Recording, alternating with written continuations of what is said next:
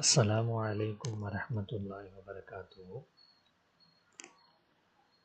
இந்த பதிவில் நம்ம நூனே சாக்கின் தன்வீன் இல்லஹார் அப்படின்னா என்ன அந்த சட்டத்தை நம்ம பார்க்க போகிறோம். நூனே சாக்கின் அப்படின்றது நூனுக்கு மேலே சுக்கூன், அதாவது சுக்கூன் பெற்ற நூன், இதற்கு தான் நூனே சாக்கின் அப்படின்னு சொல்லுவாங்க. அடுத்தது தன்வீன். தன்வீன் அப்படின்றது தோசபர், தோசேர், தோபேஷ், இதை தன்வீன்னு சொல்லுவாங்க. இல்லஹார் அப்படின்றது வெளிப்படுத்துதல், நூனை மறைக்காமல் வெளிப்படுத்துதல் அப்படின்னு அர்த்தம். இப்போ இந்த இல்ஹாருடைய சட்டம் என்ன அப்படின்னா என்னென்னா, நூனே சாக்கின் அல்லது தன்வீனுக்கு பிறகு இல்ஹாருடைய 6 எழுத்துக்கள், இந்த 6 எழுத்துக்கள் ஹம்சா, ஹா, ஐன், ஹா, ஐன், ஹா, இந்த 6 எழுத்துக்களில் ஏதாவது ஒரு எழுத்து வருமானால், இந்த 6 எழுத்துக்கள் தொண்டை எழுத்து சொல்லுவாங்க, ஹல்கையுடைய எழுத்துக்கள்.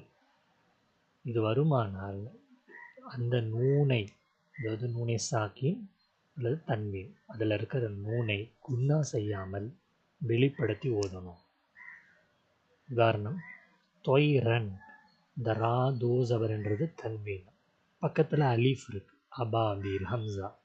இப்போ இந்த அலீஃப் வந்ததுனால இந்த ரா தோசபரில் இருக்கக்கூடிய நூனை மறைக்காமல் வெளிப்படுத்தி ஓதணும். தொய்ரன் அபாபீல, ஜுருஃபின், ஹாரின், இந்த ஜுருஃபின், இந்த தோசை இருக்கு, தன்வீன் இருக்கு, இங்கே ஹா ஹல்கியுடைய தொண்டையுடைய எழுத்து. அப்போது அதனால் இந்த நூனை மறைக்காமல் வெளிப்படுத்தி ஓதணும். ஜுருஃபின் ஹாரின், யௌம இதின் அலைஹா, தால் தோசை தின் தோசை இருக்கு, யௌம இதின் அலைஹா, நாருன் ஹாமியத்துன், நாருன் ஹாமியத்துன், அஸாபுன் கலீதுன், அஸாபுன் கலீதுன், அலீமுன் ஹபீருன், அலீமுன் ஹபீருன்.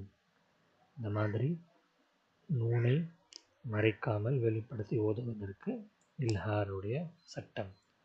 அதனால் இன்ஷா அல்லாஹ் அடுத்த சட்டங்களை அடுத்த முடிவில் பார்க்கலாம். அஸ்ஸலாமு அலைக்கும் வரஹ்மத்துல்லாஹி வபரகாத்துஹு.